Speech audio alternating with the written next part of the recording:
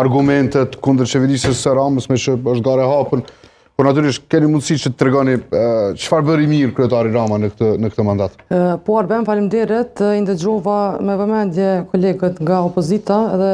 pak jam e çuditur se çu sot vin këtu në emision edhe thonë se Prishtina është më keq se kur Prishtina është më mirë se gjithmonë dhe këta shumë mirë e din.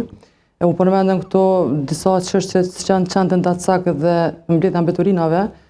sot më pak se kur në Prishtinë ka qenë ndacak, dihet me një proces të adaptimit të cilën tani më kemi implementuar në Prishtinë dhe që kemi mbetur në proces në gjysmë për shkak të mjeteve financiare, për shkak të blokadave të opozitës në kuvend komunal, sepse ne nuk kemi buxhet të miratuar as në vitin 2026 që pohim, as nuk kemi bardhje të buxhetit të votuar nga opozita dhe kemi bllokim edhe të mjeteve vetanake nga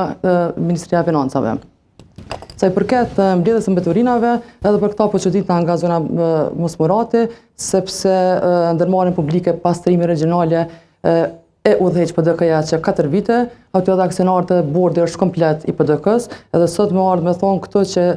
Prishtina është keq sepse nuk janë mbledhur mbeturinat dhe nuk e hudh fajin te subjekti i vet politik, mendoj që nuk është mirë me dalë para qytetarëve të Prishtinës. Sa i përket punës së kryetarit Rama, dihen investimet të mëdha kapitale në Prishtinë. Tani më jemi në përfundim të rrugës A apo rrugës Gjimxhema, një rrugë e cila e lidh Veternikun dhe bën lidhjen e rrugës A me rrugën B dhe qytetarët e Prishtinës nga Veterniku deri në bregun e Dillit do të udhtojnë vetëm për 3 minuta. Po ashtu një projekt i madh kapital është edhe ndërtimi i unazës së mesme.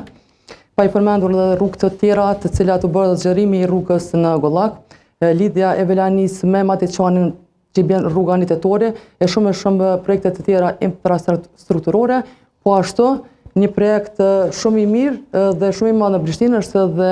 implementimi i mësimit tërditor në Prishtinë. Vitin e kaluar kemi filluar me 5 shkolla. Diçpak në përfundim me sipër janë. Po. 5 shkolla kemi filluar vitin e kaluar, tani më jemi në 12 shkolla në mësim tërditor dhe me mandatin e ardhshëm 4 vjeçar të gjithat shkollat në Prishtinë do të jenë në mësim tërditor.